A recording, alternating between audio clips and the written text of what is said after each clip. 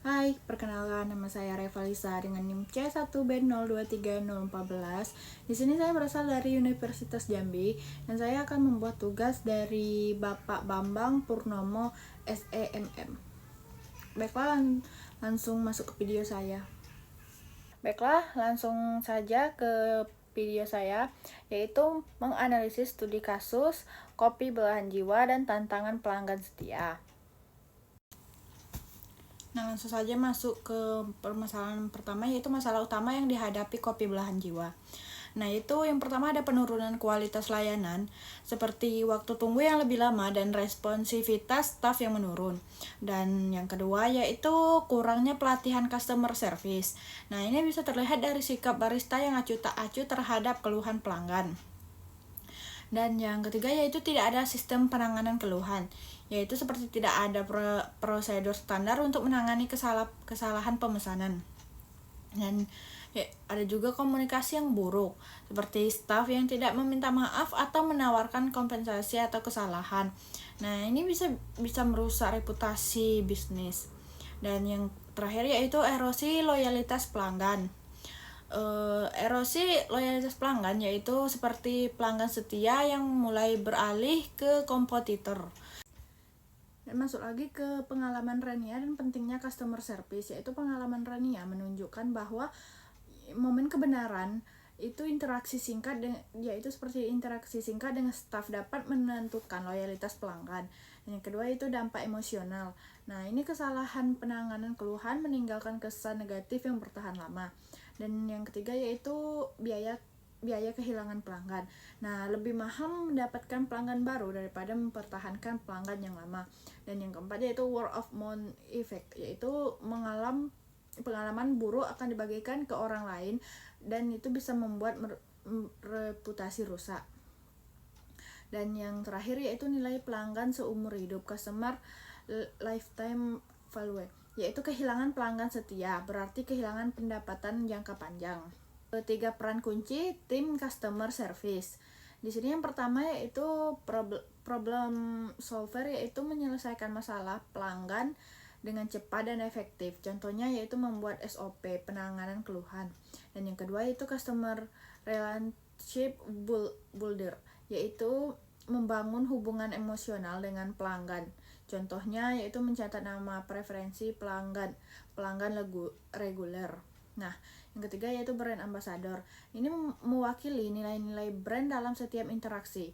Contohnya pelatihan komunikasi dan etika pelayanan.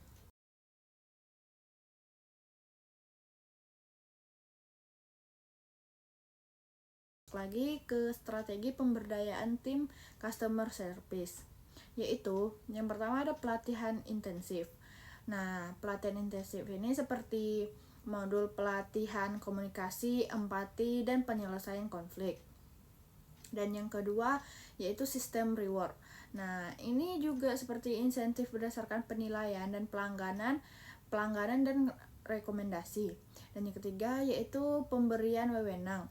Nah, staf diberi hak untuk mengambil keputusan kecil seperti diskon hingga 15% atau minuman pengganti.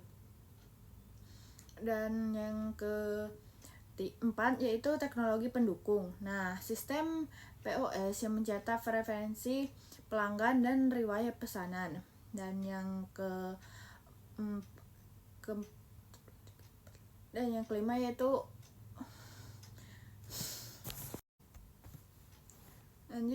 ke pemberian wewenang. Nah, staf diberi hak untuk mengambil keputusan kecil, contohnya seperti diskon hingga 15% atau minuman pengganti.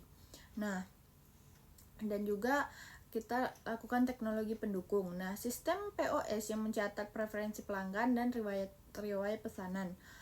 Dan yaitu juga ada role playing, yaitu simulasi situasi sulit dengan pelanggan selama pelatihan. Dan yang terakhir yaitu feedback internal. Nah, ini seperti sesi sharing minuman tentang pengalaman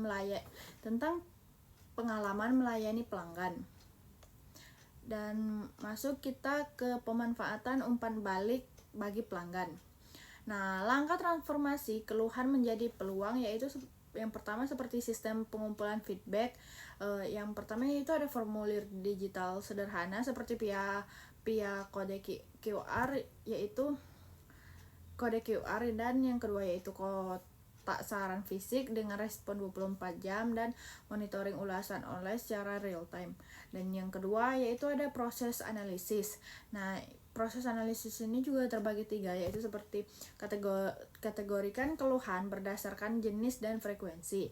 Dan yang kedua yaitu identifikasi pola masalah berulang. Dan yang ketiga yaitu prioritaskan solusi untuk masalah yang paling sering muncul. Dan yang ketiga yaitu tindakan perbaikan. Nah, tindakan perbaikan ini juga terbagi menjadi 3, yaitu yang pertama service recover protokol, yaitu untuk menangani keluhan, dan yang kedua yaitu follow up personal kepada pelanggan yang mengeluh, dan yang ketiga yaitu pengumuman perubahan yang dibuat berdasarkan masukan pelanggan. Dan yang keempat yaitu komunikasi hasil. Nah, komunikasi hasil ini juga terbagi menjadi 3, yaitu yang pertama seperti membuat papan Yusufok Willistenet. Nah, ya ini di kedai yang menampilkan perbaikan berdasarkan masukan.